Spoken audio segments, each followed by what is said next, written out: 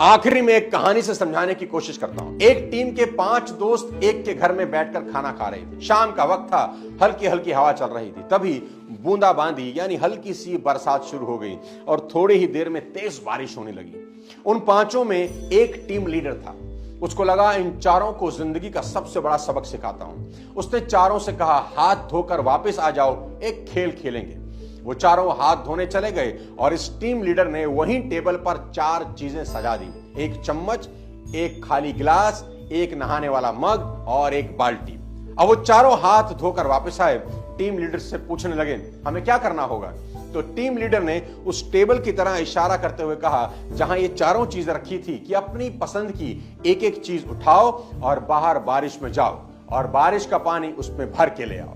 तो एक ने चम्मच उठाई, एक ने खाली ग्लास, एक ने नहाने वाला मग और लास्ट वाले ने बाल्टी। अब चारों अपना अपना ऑब्जेक्ट लेकर बारिश में चले गए और वहीं अपना ऑब्जेक्ट लेकर बारिश का पानी भरने का वेट करने लगे।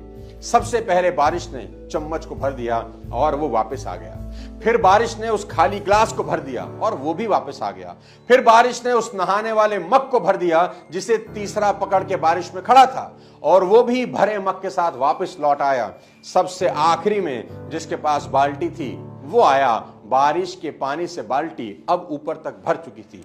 उस टीम लीडर ने अब उन चारों को उनकी जिंदगी का सबसे बड़ा सबक दिया कि 2 चीजें सिखाता हूं तुमको। पहला, दोस्तों, बारिश तुम सभी के लिए बराबर हो रही थी। कोई चम्मच भर के पानी लाया, कोई ग्लास भर के, कोई मग भर के और कोई बाल्टी। बारिश हर बर्तन को भर रही थी। सवाल यही है कि तुम कौन सा बर्तन भरना चाहते हो और कितना बड़ा भरना चाहते हो। कुदरत के पास देने के लिए सब कुछ है, लेकिन अगर तुम्हारा बर्तन ही छोटा है तो देने वाला भी क्या कर लेगा। अब दूसरी चीज सीखो।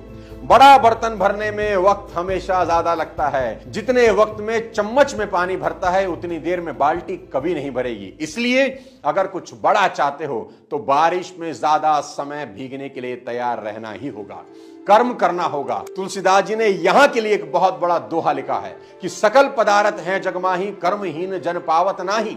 यानी कि इस दुनिया में सब कुछ है जो तुम पाना चाहते हो, पर कर्महीन इंसान को कुछ हासिल होता नहीं। आप सिर्फ घर की 4 दीवारी में बैठकर सोचें कुछ हो जाएगा, तो देवता भी तुम्हारी मदद नहीं कर सकते। आखिरी में आपसे एक सवाल पूछता हूं कि एक पेड़ कितना बड़ा होता है? तो उसका जवाब है, जितना बड़ा हो सकता है उतना ही बड़ा होता है। आपने कभी नहीं सुना होगा कि एक पेड़ जो कि जा सकता था 20 फीट 16 फीट पर रुक गया। नहीं मेरे दोस्त, पेड़ बीच में नहीं रुका करते। दूसरा सवाल, पेड़ कितना गहरा हो सकता है? तो उसका जवाब है, जितना गहरा जा सकता है उतना गहरा चला जाता है, बीच में नहीं रुकता। तीसरा सवाल, एक पेड़ कितने फल देता है? तो उसका जवाब है, जितने दे सकता है उतने ही देता है। कोई पेड़ अपनी क्षमता से कम फल कभी नहीं देता। चौथा सवाल सीधा आपसे, क्या आप जितना कर सकते थे उतना कर रहे हो?